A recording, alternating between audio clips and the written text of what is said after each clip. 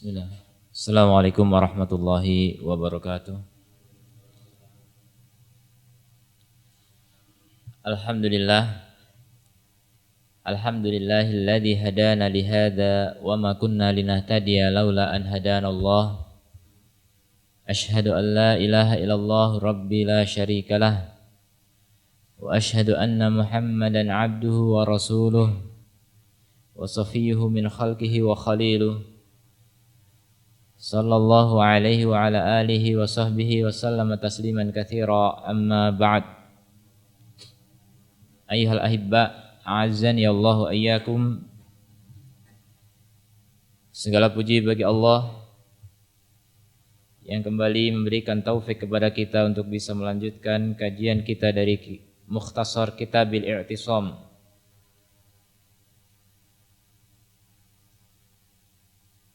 Kita lanjutkan tentang dalil-dalil yang berisi tentang celaan terhadap bid'ah. Sekarang kita masuk kepada yang kedua, yaitu dalil dari hadis-hadis yang diriwayatkan dari Nabi SAW tentang celaan terhadap bid'ah.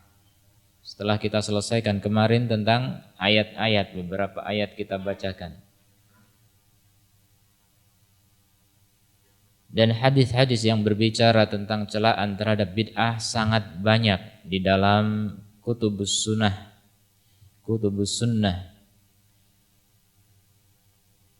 Dan disebutkan oleh penulis di sini hanya sebagian kecil, sebagai isyarat saja, sebagai model percontohan untuk hadis-hadis yang lainnya.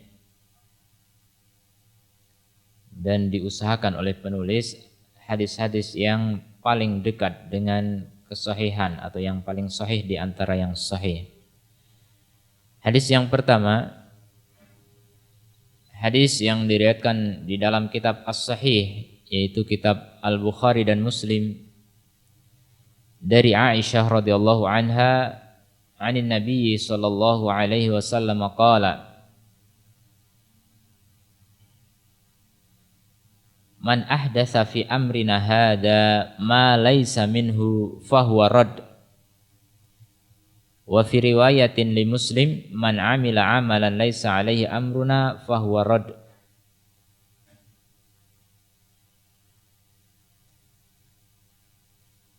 Barang siapa yang membuat perkara-perkara baru di dalam urusan kami ini yang tidak termasuk darinya, maka dia raddun. Raddun itu masdar dari radda yaruddu, artinya mengembalikan. Tapi masdar di sini bermakna isim maf'ul, yaitu mardud, tertolak, terkembalikan kepada pelakunya, tidak diterima oleh Allah Ta'ala. Hadis ini merupakan hadis yang paling gamblang menunjukkan tentang betapa keji dan buruknya, betapa tercela dan hinanya perbuatan bid'ah. Khususnya di sini yang membuat ini yang paling tercela. Ya, secara umum bid'ah dan pelaku kebid'ahan adalah tercela. Tapi yang paling tercela adalah pelopor, pembuatnya. Ini yang paling tercela. Karena yang namanya pelopor itu akan juga mendapat kiriman dosa dari orang-orang yang mengikutinya. Ini resikonya jadi pelopor. Tapi kalau pelopor kebaikan, besar juga manfaatnya. Bisnis MLM gitu ya, itu kalau yang nomor 1 paling atas presidennya gitu, itu keuntungan dari bawah semua nyambung ke atas. Begitu pula kalau contoh kebaikan, ya, contoh kebaikan itu semua yang mengikuti pahalanya mengalir kepada yang mempelopori pertama, yang memberi teladan, memberi contoh. maka jadilah orang yang menjadi pelopor. Pelopor itu luar biasa. Ya, pelopor itu dalam Islam memiliki keutamaan yang sangat besar. Jadilah antum pelopor dimanapun antum berada. Di rumah tangga pelopor sebagai ayah yang teladan. Ya, menjadi pelopor bagi anak-anaknya. Di tengah keluarga besar pelopor, menjadi anggota keluarga yang menjadi perintis kebaikan, sehingga kebaikan keluarga nanti semua menjadi kebaikan baginya. Di tengah-tengah RT-nya jadi pelopor walaupun bukan ketua RT-nya. Di kampungnya, di kecamatannya, di kabupatennya, dan begitu seterusnya. Jadilah pelopor dimanapun Anda berada, karena pelopor itu akan merasakan pahala orang-orang yang mengikutinya tanpa mengurangi pahala mereka. Tapi sebaliknya, jangan sampai menjadi pelopor keburukan, ya. Seperti semalam disampaikan oleh Ustadz Rizal tentang hadis di mana di antara manusia ada yang menjadi mafatihul khair maghalikal syarr, kunci-kunci kebaikan dan gembok-gembok keburukan. Ini di antara manusia dan mudah-mudahan kita termasuk di dalamnya. Jadi dia yang membuka pintu-pintu kebaikan, pelopor. Orang-orang mengikuti. Tapi kalau ada keburukan dia yang gembok, jangan sampai ada yang masuk. Ini di antara manusia ada yang seperti itu, mentalnya luar biasa. Jadi hidupnya indah. Keindahan hidup itu seperti itu. Ya, antum bisa menjadi orang yang seperti disebutkan dalam hadis itu. Jadilah orang yang menutup seluruh pintu keburukan dan membuka seluruh pintu kebaikan. Ya, dengan apapun yang antum miliki, dengan ilmu bisa, dengan contoh amal bisa, dengan akhlak mulia bisa, dengan harta bahkan bisa. Ya. Apapun potensi yang Allah berikan kepada kita berupa rizki, semua adalah wajib kita syukuri. Dan bentuk syukur itu adalah kita jadikan sebagai alat untuk mendekatkan diri kepada Allah Ta'ala. Sebaliknya di antara manusia ada yang membuka pintu-pintu keburukan dan menutup pintu-pintu kebaikan. Na'udzubillah min dzalik. Tsumma na'udzubillah min dzalik. Jangan sampai kita termasuk dari yang seperti itu. Dia orang yang sangat buruk, mental yang sangat bejat seperti itu. Kalau ada pintu kebaikan ditutup. Kalau ada orang berbuat baik tidak suka. Ini mental munafik sebenarnya yang seperti ini ya. Dan setan juga seperti itu. Setan itu perbuatannya seperti itu. Kalau ada jalan-jalan surga dihalang-halangi. Ada orang mau ngaji dicela, disindir, ditutup jalannya, jangan sampai ada orang mengaji. Terus masalahnya apa? Memangnya orang ngaji itu nyakiti kalian gitu. Dan ini betul aneh. Mental seperti itu ada, ya. Orang yang gak suka kalau ada orang baik. Na'udzubillah min dzalik. Ya belum lama kita baca ada aturan di suatu tempat yang melarang orang muslim berpakaian ibadah di tempat umum. Gimana ini? Emang salahnya apa kalau cuma kan masalah pribadi kan? Hak asasi manusia. Kita di negara yang memiliki hukum. Kenapa kok cuma pakai pakaian ibadah, pakaian islami, kok dilarang? Memangnya kalau kita pakai pakaian islami mereka gatel gitu atau gimana gitu? Apa salahnya? Apa salah kita gitu? Itu di antara manusia seperti itu. Ada kebaikan itu gak suka. Ada kebaikan tidak suka. Kalau ada keburukan, didukung luar biasa. Ya, kalau ada usaha untuk merusak masyarakat, didukung. Yang punya duit pakai duitnya, yang punya tenaga pakai tenaganya. Ya, ada dibuka konser, masya Allah, didukung. ada tokoh internasional yang dikenal dia sebagai bandar narkoba, didukung, Masya Allah. Begitu di antara manusia. Maka benar kata Rasulullah Sallallahu Alaihi Wasallam, di antara manusia memang pelopor keburukan. Termasuk pelopor keburukan di dalam hadis di dalam kebid'ahan secara khusus yang disebutkan oleh Rasulullah dalam hadis ini. Man ahdatha, siapa yang membuat perkara baru fi amrina, di dalam urusan kami, urusan agama. Karena urusan agama itu bukan urusan sembarang orang boleh mengarang. Urusan agama, ya sering kita ulang-ulang, itu adalah hak Allah untuk membuat syariat. Allah semata yang membuat syariat. Tidak ada hak dari selain Allah sama sekali. Kalau ada selain Allah yang membuat syariat, berarti menandingi Allah Ta'ala di dalam membuat syariat. Ini syirik, persekutuan, menyekutukan dirinya dengan Allah. Orang yang membuat syariat, dia menyejajarkan dirinya dengan Allah Ta'ala. Kalau syirik ibadah, itu menyejajarkan pihak lain dengan Allah, ya. Tapi kalau orang membuat bid'ah, menyejajarkan dirinya dengan Allah di dalam membuat syariat. Makanya parah, ya. Orang yang mengarang-arang syariat itu sangat berbahaya. Jadi syariat Islam itu sudah jelas hanya berasal dan bersumber dari Allah Ta'ala. Sedangkan Rasulullah Sallallahu Alaihi Wasallam pun hanya menyampaikan, ya, alallahir risalah, minallahir risalah, wa ala rasulil balag. Syariat risalah ini dari Allah, sedangkan atas Rasul kewajibannya hanya menyampaikan, wa alaina, dan atas kita hanyalah menerima.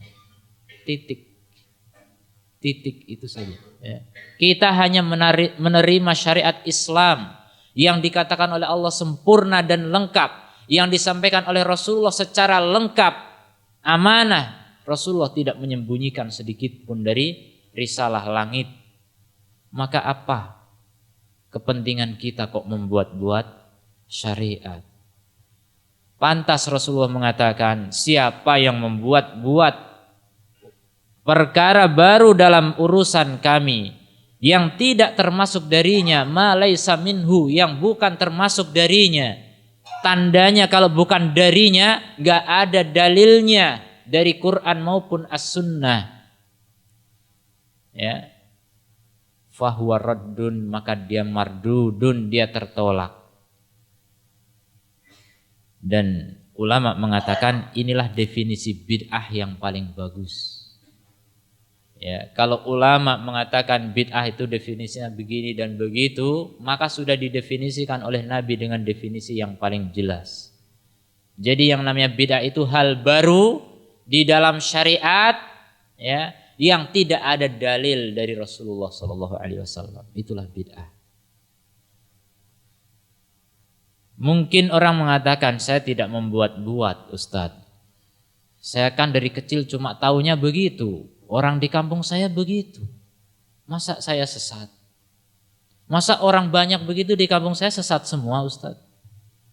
Masa itu juga enggak cuma kampung saya, kampung sebelahnya juga gitu. Bahkan satu provinsi, bahkan senegara Indonesia ini, bahkan negara tetangga juga, ya, semuanya begitu. Apa semua itu sesat, Ustaz? Ya. Jadi kita katakan kepada orang yang mengatakan seperti itu, bukan kita mau menyesat-nyesatkan, tapi kita mau mengajak kepada yang lebih baik. Kalau Rasulullah sudah menyampaikan hadis ini sudah ada sejak sebelum orang-orang itu membuat bid'ah. Ya. Sebelum orang itu lahir, hadis ini sudah ada. Jadi siapa yang lebih duluan? Kita mau mengikuti nenek moyang atau mau mengikuti hadis Rasulullah Sallallahu Alaihi Wasallam? Ini perkara yang sangat aneh sebenarnya manusia ini.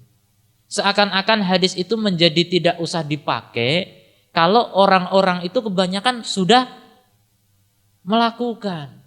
Ya. Kalau orang-orang sudah beda dengan hadis, maka hadis ini kayaknya udah mulai nggak beres ini. Hadis ini udah nggak cocok dengan zaman kita ini. Ini mungkin hadis ini cocok dulu kalau zaman sahabat gitu. Ini Masya Allah ya. Ini logika yang sangat berbahaya. Banyak orang bermain logika hari ini. Ya, dimotori oleh orang-orang liberal.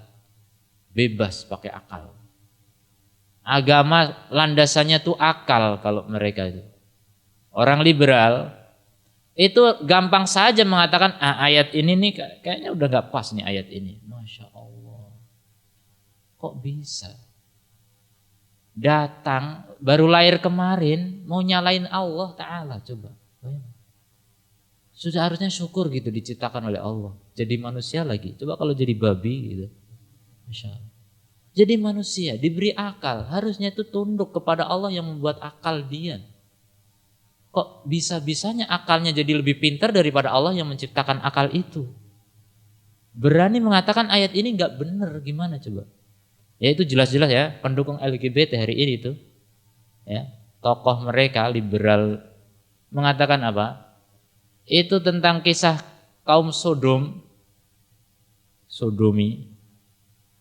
Sodomi diambil dari kata negeri Sodom ya, yang merupakan awal terjadinya homoseks itu di sana. Daerah Yordania sekarang. Kaum Nabi Lut. Makanya perbuatan itu dalam bahasa Arab disebut liwat dari kata luti. Itu perbuatan kaum Nabi Lut, kok sampai nama nabinya yang dipakai ya. Ini ya kebetulan. Artinya perbuatan kaum Luti. Awal karena itu pertama kali perbuatan LGBT itu di sana. Dari dulu. Dan itu sudah diadab oleh Allah Ta'ala. Dengan adab yang paling pedih.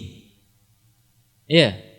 Di antara kisah adab yang disebutkan dalam Al-Quran, tidak ada yang lebih pedih daripada adab kaum Lut. Karena kemungkaran mereka udah paling parah. Ya. Mereka melakukan kekejian yang hewan saja nggak mau. Masya Allah. Sudah luar biasa. Ini puncak-puncaknya orang yang mengumbar syahwat. Ya. Mengumbar syahwat sudah nggak puas dengan yang lawan jenis, akhirnya cari yang sejenis. Itulah gulu melampaui batas dalam masalah syahwat. Sampai puncaknya itu homoseks. Dan udah jelas-jelas kisah itu nyata. Disebutkan dalam kitab Taurat dan Injil. Dan diadab oleh Allah dengan adab yang sangat pedih. Pertama kali, ya mungkin sedikit kita ingat kisah itu. Itu Nabi Lut dulu kan bersama Nabi Ibrahim hijrah ke Mesir. Nabi Ibrahim itu pamannya. Di Mesir sebagai pendatang. Bercocok tanam, beternak, ternyata sukses. Kaya raya, akhirnya biasa kan, pribumi iri. Wah ini orang pendatang kok sukses. Nggak beres ini, harus kita singkirkan. Akhirnya Nabi Ibrahim pun membagi hartanya, kemudian menyuruh kepada Nabi Lut untuk pergi dari Mesir. Nabi Lut pergilah ke Yordania, yaitu di negeri Sodom atau Sodom. Di sana ternyata didapati kemungkaran luar biasa. Yang namanya harta itu dirampas dengan sebebas-bebasnya. Yang kuat menindas yang lemah. Dan termasuk dalam perkara dosa yang tidak pernah dilakukan oleh orang sebelumnya. Ma sabaqakum bihada, kata Nabi Lut. Kalian melakukan fahisyah, kemungkaran yang tidak pernah dilakukan oleh sebelum kalian. Ata'tunar rijala min dunin nisa, apakah kalian laki-laki mendatangi laki-laki tanpa wanita? Masya Allah. Sampai akhirnya Allah kirim 2 malaikat untuk mengadab negeri tersebut. Setelah Nabi Lut berdoa kepada Allah sudah berhari-hari, bertahun-tahun, berdakwah kepada mereka, dakwah dimentahkan, tidak diterima. Itu Nabi. Dakwahnya ditolak, apalagi kita, ya. Itu Nabi. Begitu kalau orang udah melampaui batas dalam kemungkaran, susah diluruskan. Ya, kemudian apa? Nabi Lut berdoa, ya Allah turunkan adab kepada kami, kepada kaum kami. Sudah sampai enggak kuat ya, sampai harus berdoa begitu Nabi. Alhamdulillah ya, Nabi kita Muhammad SAW doanya malah sebaliknya. Kalau dulu para umat terdahulu yang mereka menolak dakwah Nabi diadab oleh Allah Ta'ala, tapi Nabi Muhammad SAW karena sayangnya kepada kita, kepada umat Nabi Muhammad, itu doanya kebalik. Ya Allah, jangan hancurkan umatku dengan adab. Jadi jangan binasakan umatku dengan sekali adab. Ya, kalaupun ada adab itu lokal sifatnya, enggak hancur semuanya. Sebagian tempat itu umat kita Nabi Muhammad. Bukan berarti enggak ada adab sama sekali, ada tapi lokal. Akhirnya Allah datangkan 2 malaikat, kemudian apa? Malaikat ini berwujud manusia yang tampan. Bertamu ke rumah Nabi Lut, malam-malam datang. Nabi Lut ketakutan. Waduh, ini kalau ketahuan sama rakyatku bisa dibantai ini. Ganteng-ganteng masalahnya. Masya Allah. Dan itu pun sudah terjadi beberapa masa sebelumnya. Kalau ada tamu perempuan, nanti perempuan-perempuan yang mengejar. Kalau ada tamu laki-laki, laki-laki yang menyerbu. Ini rusaknya ada. Moral mereka udah hancur. Akhirnya apa? Betul. Justru Nabi Lut berpesan kepada istri dan anaknya, jangan kasih tahu siapapun kalau kita punya tamu seperti ini. Tapi pengkhianat adalah istri Nabi Lut sendiri, termasuk pembela LGBT. Istrinya Nabi Lut malah cerita ke tetangga, kalian tahu nggak? Nabi Lut ini punya tamu tampan-tampan. Masya Allah, langsung tersebar isu, langsung berdatangan, berduyun-duyun orang ngeroyok rumahnya Nabi Lut. Masya Allah. Mereka datang, menggedor pintu. Dikatakan oleh Nabi Lut, apa yang kalian mau? Kami mau tamu kamu. Kenapa kalian mengejar laki-laki? Ini anak-anakku wanita, silahkan kalian ambil. Masya Allah, sampai segitunya. Pembelaan untuk mengembalikan manusia kepada fitrahnya. Anak Nabi diberikan. Ya. Jangan cari laki-laki lah, perempuan saja. Tapi Masya Allah, tetap aja dia ngeyel, mereka ngeyel, mengatakan apa? Kamu sudah tahu bahwasanya kami tidak membutuhkan kecuali laki-laki. Ya Allah.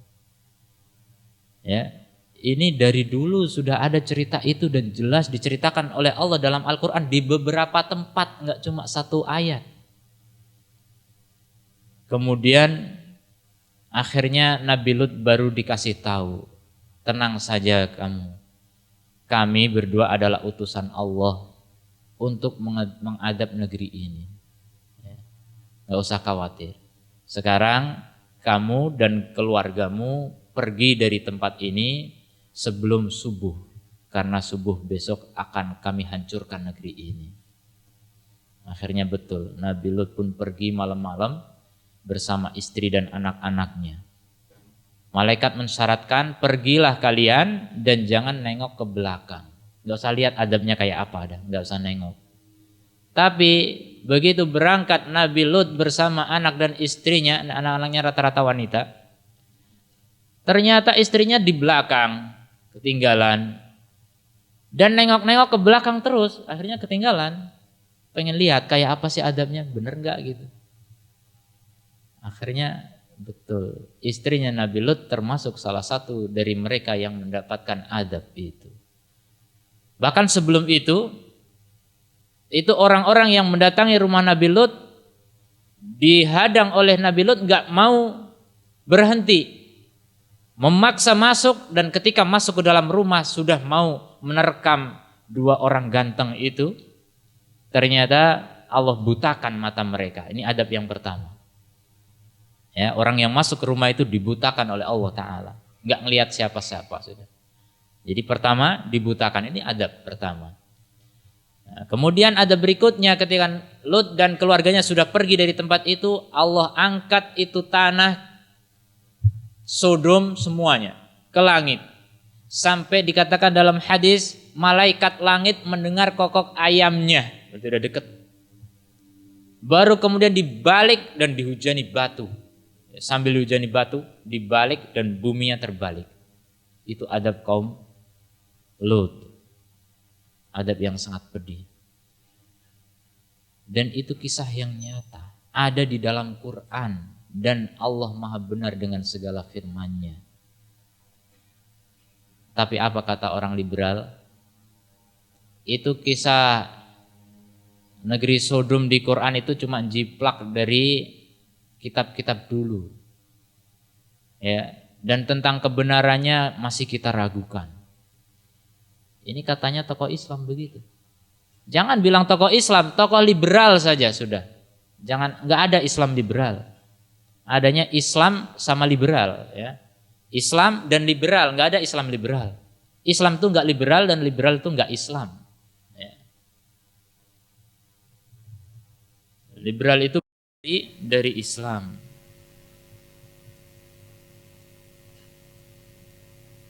Itulah model manusia yang sudah keblinger dengan akalnya, merasa lebih pintar daripada Allah dan Rasulnya.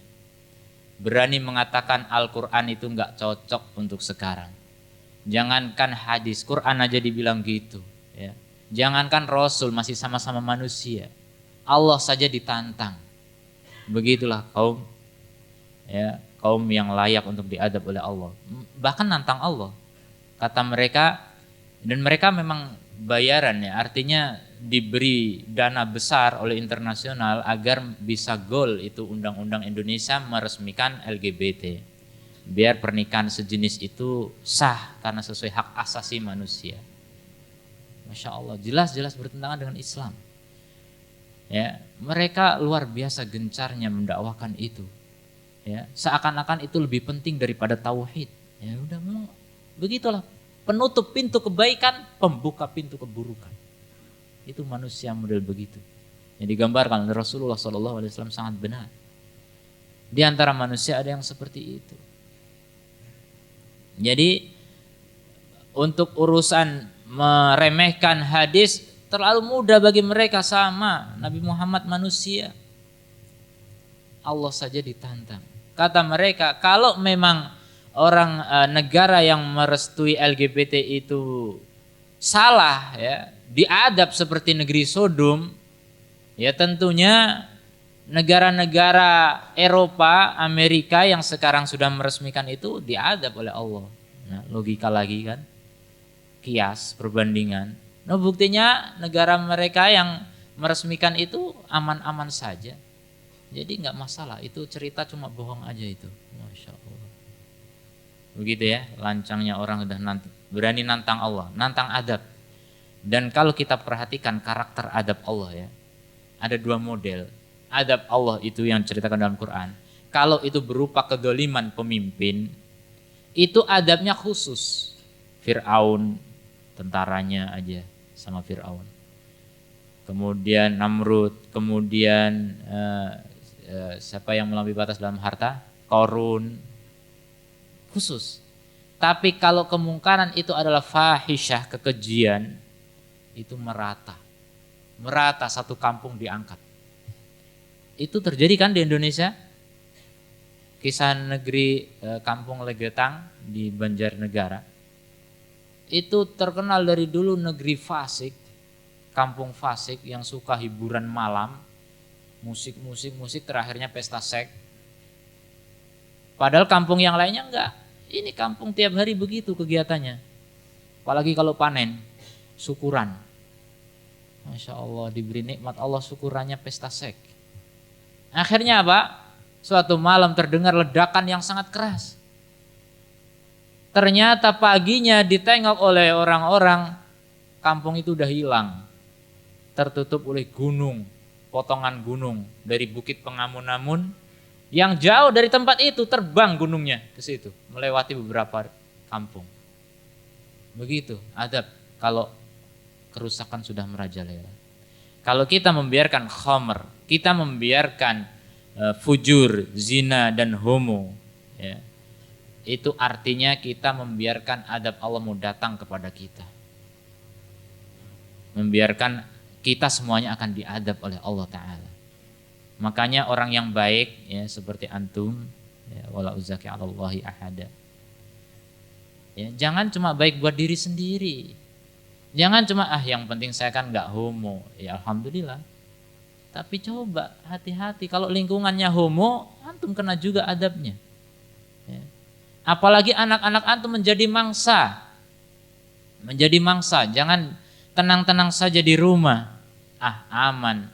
Anak saya kan di pesantren. Jangan kira pesantren itu nggak ada homo dan lesbi. Ya. Jangan kira. Ya, saya bukan sedang merendahkan pesantren, artinya kita harus waspada dimanapun berada. Apalagi yang nggak pesantren lebih bahaya lagi, pergaulan bebas sekarang, masya Allah. Anak kalau tidak dipesantrenkan, itu bagaimana antum lihat sendiri pergaulan anak-anak sekolah coba, udah boncengan suami istri, ya kan? Saya kadang mikir ini kakak adik atau apa, kok mesra banget. Kalau mesra nggak mungkin kakak adik. Baru anak SMP, SMA begitu. Pergaulan yang luar biasa sudah, kemungkaran di depan mata. Bapaknya kemana gitu, itu kalau hamil gimana terus. Masya Allah, bapaknya cari duit untuk kebahagiaan katanya. Nanti kalau anaknya hamil bahagia nggak kira-kira? Itulah kesibukan orang tua.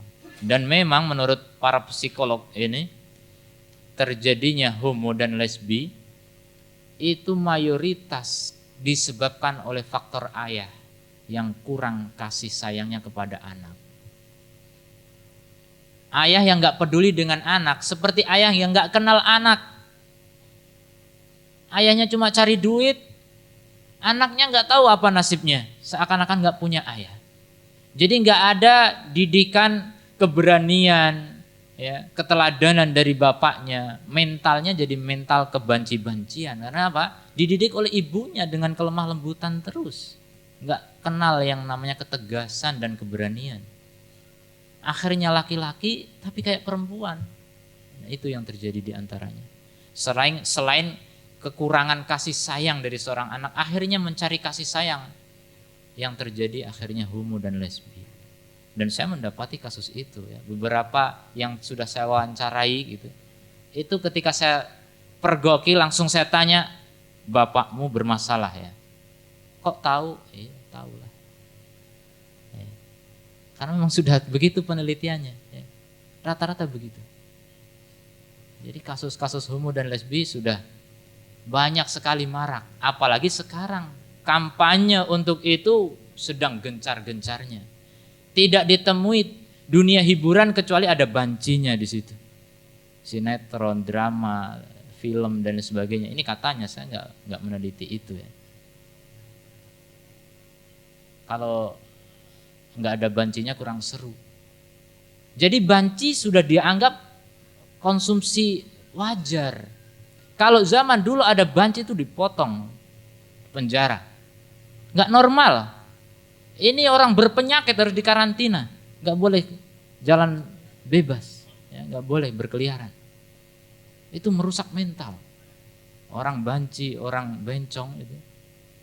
Sekarang jalan-jalan di pinggir jalan bahkan di perempatan, bebas berkeliaran.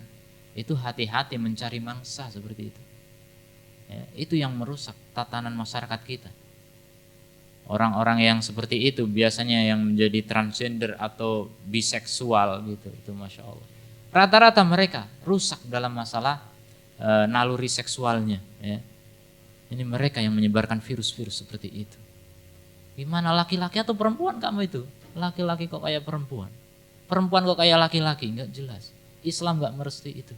Islam hanya mau, Allah hanya menginginkan manusia itu laki-laki dan wanita, min dzakarin wa untha, laki-laki dan perempuan, nggak ada setengah laki-laki setengah perempuan, nggak ada, ya, nggak ada jenis kelamin ketiga itu nggak ada.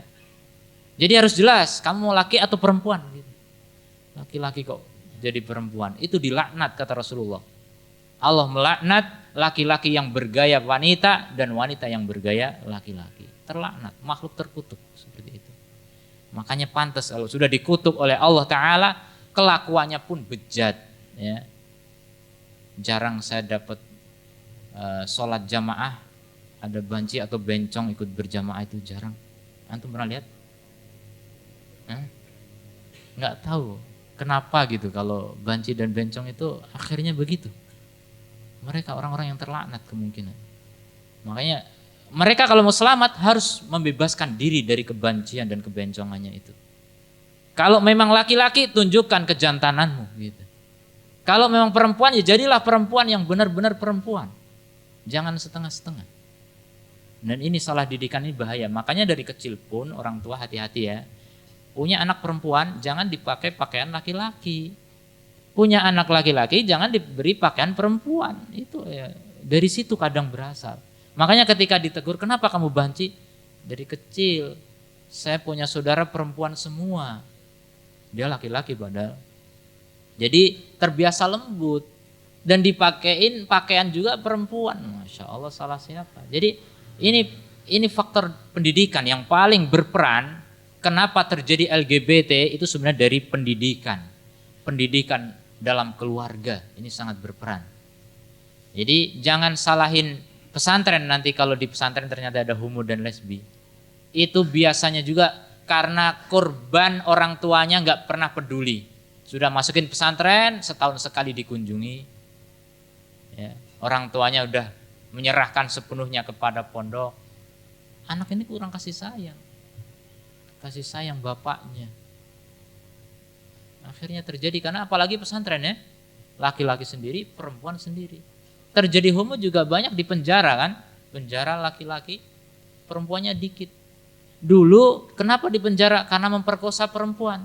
Sekarang di penjara memperkosa laki-laki. Masya Allah. Ini juga harus digalakkan dakwah di penjara-penjara itu, banyak di sana virus-virus LGBT. Ini bahas bid'ah apa jadi LGBT? Enggak nyambung ya. Itulah maksudnya, kita sedang heran dengan orang-orang liberal itu. Mereka betul-betul ahlu bid'ah yang sangat mengandalkan akal mereka, sampai LGBT kok didukung, kan aneh kan? Aneh betul. Rela mendukung LGBT demi mendustakan ayat Quran. Nih. Masya Allah.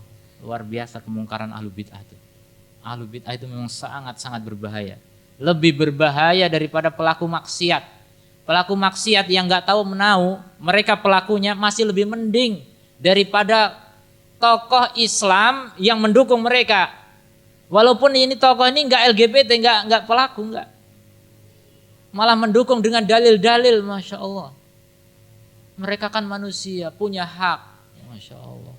Ini kayaknya bahasanya bahasa ilmiah, tapi menipu umat yang nggak tahu menau tentang ilmu. Ya, kita selamatkan diri kita, keluarga kita, hati-hati. Buku-buku sekolah sudah masuk itu dakwah LGBT. Apalagi dunia hiburan, game-game anak-anak itu banyak sudah dakwah LGBT di situ. Ya, bahkan cuma sekedar gambar-gambar saja. Sampai kepada tayangan-tayangan kartun-kartunnya sudah bentuknya itu jelas gitu. Ini tokoh-tokoh yang mengawasi itu, saya nggak tahu secara langsung. Jadi sampai ada mainan anak-anak TK, game, mainan kelereng tapi nggak tahu kayak apa gitu di komputer gitu. Mungkin antum ada yang tahu, mainan anak antum mungkin coba dicek, saya nggak tahu. Itu kalau kalah nanti dihukum, dimasukin ke dalam sel, nanti di situ disodomi. Coba bayangkan, anak TK lihat sodomi, apa yang terjadi di otak mereka? Sudah jadi terbiasa, dikiranya nih wajar, hal-hal wajar saja. Akhirnya ya sudah, pas gede ada seruan dari ustadz, dari kiai, haram LGBT, ini kiai nggak modern ini. Akhirnya begitu. Dari kecilnya sudah seperti itu. Dakwah Islam dianggap sudah nggak layak lagi. Ini zaman udah nggak cocok pakai ayat sama hadis. Sekarang zamannya nggak pakai ayat hadis lagi. Zamannya sudah pakai komputer, pakai internet. Jadi kalau ada orang beralasan kalau orang yang mempelopori bid'ah itu dosanya luar biasa berdasarkan ayat ini, maka ada orang saya kan cuma ikut, saya cuma ngikuti nenek moyang, kita katakan pengikut pun sama terlarang. Kata Rasul, man amila amalan, siapa yang melakukan suatu amalan laisa alaihi amruna, yang tidak ada perintah dari kami, tidak ada dalilnya, fahuwa raddun, maka dia juga tertolak. Ini dua hadis ini satu hadis sebenarnya kan, riwayat Aisyah semua, cuma dua versi, yang satu riwayat Bukhari Muslim, yang satu riwayat Muslim saja, sama-sama dari Aisyah radhiyallahu anha. Maka dengan hadis ini saja sudah cukup sekali untuk kita berhati-hati dari segala bentuk perkara baru dalam agama. Makanya dari sini juga ulama membuat kaidah, asal dari syariat, asal dari ibadah, asal dari agama haram. Haram sampai kita tahu ada dalil yang menunjukkan kebolehan dan kesyariatannya atau disyariatkannya. Jadi kalau antum datang ke suatu tempat yang baru, kemudian antum mendapati ada ritual baru dalam beragama, dikatakan dari Islam, antum harus waspada. Pertama kali katakan haram bagi diri antum ya. Saya nggak mau melakukan ini sebelum saya tahu dalilnya. Begitu. Itu kunci untuk sukses menghadapi bid'ah. Jadi jangan berani dulu ngikuti. Ntar ini saya ikuti dulu karena ini tokoh-tokoh semua begitu. Masalah dalil nanti belakangan. Ini salah. Ini yang akhirnya akan terancam dengan hadis ini. Jadi aman ketika kita jangan lakukan sebelum kita tahu ilmunya. Allah Ta'ala berfirman apa? Wala taqfu ma laisa laka bihi ilm inna sam'a wal basar wal fuada kullu ulaika kana anhu mas'ula. Jangan ikuti perkara-perkara yang kamu gak punya ilmu di dalamnya. Ini sudah dilarang oleh Allah. Kalau gak tahu ilmunya, gak tahu dalilnya, jangan lakukan. Ini masalah ibadah. Masalah ibadah haram. Haram sampai kita tahu ada dalil dan ada ilmu. Ya, kalau kita sudah tahu ilmunya, sudah yakin ini syariat yang diajarkan Rasulullah, yang diamalkan para sahabat, baru kita yakin untuk mengamalkannya. Salah satu syarat untuk diterimanya ibadah terpenuhi. Yaitu apa?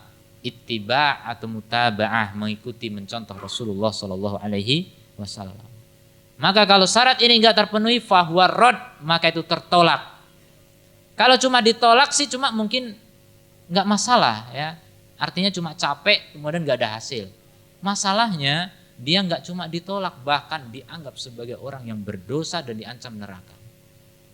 Karena setiap jalan yang tidak melewati siratal mustaqim, tidak melewati jalan yang diajarkan oleh Rasulullah SAW itu menyimpang dan semua muaranya adalah neraka. Ya, semua jalan yang tidak melewati jalan Rasulullah adalah neraka ujungnya. Wa hadzal hadis addahul ulama thulutsu al-Islam. Hadis ini oleh para ulama dianggap sebagai sepertiga dari Islam. Makanya ajaib ini hadis ini, luar biasa. Dia standar kebenaran, ya, standar wajibnya ikut sunnah Rasul, yang standar haramnya segala bentuk amal kalau tidak bersumber dari Rasul. Ya, sepertiga Islam. Kenapa sepertiga Islam? Karena masih ada sepertiga yang lain, yaitu masalah batin, itu diwakili oleh hadis innamal a'malu binniyat. Itu koreksi total terhadap batin. Sedangkan hadis ini koreksi total terhadap lahir, perbuatan lahiriah. Terus yang sepertiga lagi hadis Nu'man bin Bashir, al halalu bayyin wal haramu bayyin wa bainahuma umurun mustabihat. Halal itu jelas, haram itu jelas, dan di antara keduanya perkara-perkara yang samar-samar. Jadi agama ini perintahnya jelas, larangannya jelas, dan ada yang belum jelas, maka ini harus kita waspadai yang belum jelas. Itu syariat Islam itu seperti itu. Ya. Li'annahu jama'a wujuhul mukhalafah li amrihi alaihi salam, karena hadis ini mengumpulkan semua sisi penyimpangan dari perintah Rasulullah sallallahu alaihi wasallam. Wa yastawi fi dzalika ma kana bid'ah au maksiyah. Bahkan hadis ini mencakup secara sejajar sama rata antara bid'ah dengan maksiat. Karena bid'ah menyelisih Rasul, maksiat juga menyelisih Rasul. Bedanya apa? Kalau maksiat itu menyelisih Rasul karena tidak melakukan. Kalau bid'ah menyelisih Rasul karena melakukan. Itu bedanya. Mana yang lebih parah? Yang menyelisih dengan melakukan itu lebih parah. Kalau orang disuruh pergi sana ke warung, misalnya disuruh sama ibunya, beli ini dan itu, anaknya nggak mau, ini maksiat. Sana pergi ke warung, beli gula, ya laksanakan, berangkat. Ternyata balik beli kopi, ini bid'ah namanya. Ya, tidak sesuai perintah, tidak sesuai perintah. Nah, ini dalam perkara agama ini lebih berbahaya karena dia mendatangkan aturan sendiri. Jadi orang yang melanggar sistem itu durhaka, dosa, perlu dihukum. Melanggar sistem aturan, suatu aturan yang dibuat manusia, melanggar itu dihukum. Tapi yang lebih parah lagi orang yang merubah sistem. Sistem sudah jelas, dia malah mengarang sistem sendiri. Dia cuma bawahan mau merubah sistem. Mana lebih parah? Yang merubah-rubah itu. Jadi begitu gambaran bid'ah dengan maksiat. Kalau maksiat cuma enggak taat, itu maksiat. Kalau bid'ah itu merubah tatanan, itu lebih mungkar, lebih parah ya. Merubah tatanan yang sudah bagus dirusak. Yes. Sampai di sini. Alhamdulillah. Wa syukrulillah ala ni'amihi al-jazilah.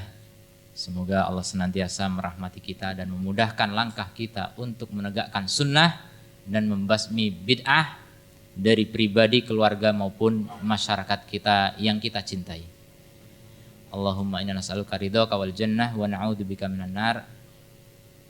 Wabillahi taufiq wal hidayah. Assalamualaikum warahmatullahi wabarakatuh.